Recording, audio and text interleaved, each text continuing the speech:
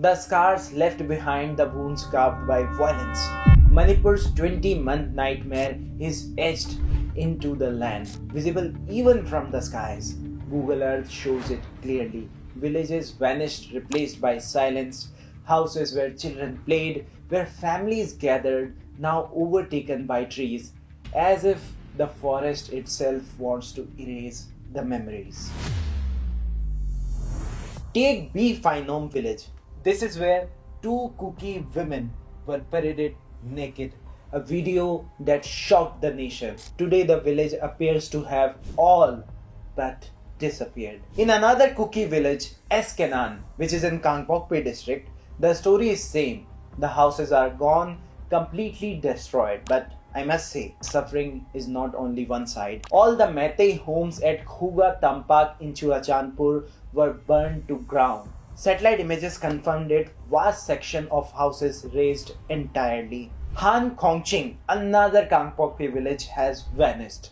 Forests now cover what was once a bustling community, including its church. Salim Phai, another village in Kangpokpi.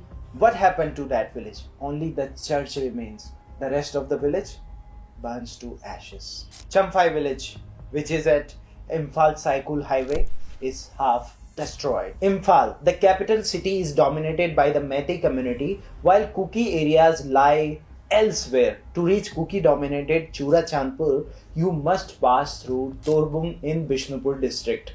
Before the violence, both communities were living in Torbung area. It is hard to tell which houses belong to whom, but the houses of Meitei community along the highway stand burned.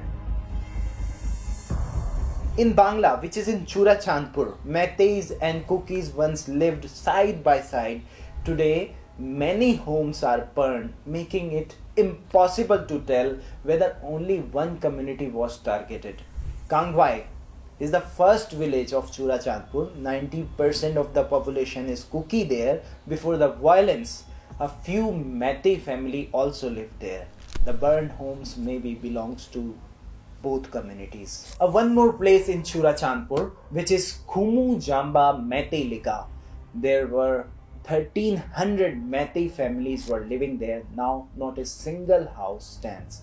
They all were burned down. A complete separation between the two communities. There is a buffer zone which separates them.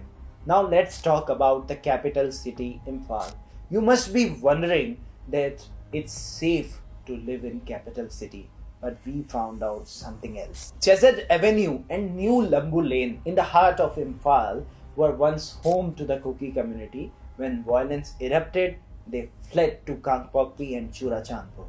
Their homes were later consumed by flames. It began on May 3, 2023. Kukis were attacked in Imphal, Meiteis in Churachandpur. What started as scattered violence spiraled into an inferno.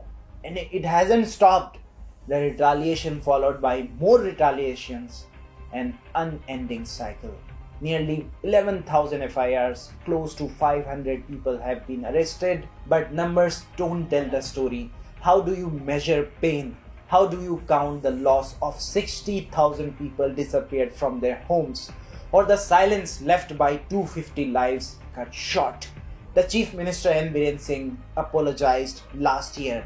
He spoke of regret on the last day of 2024. But does regret rebuild homes? Does it bring back the dead?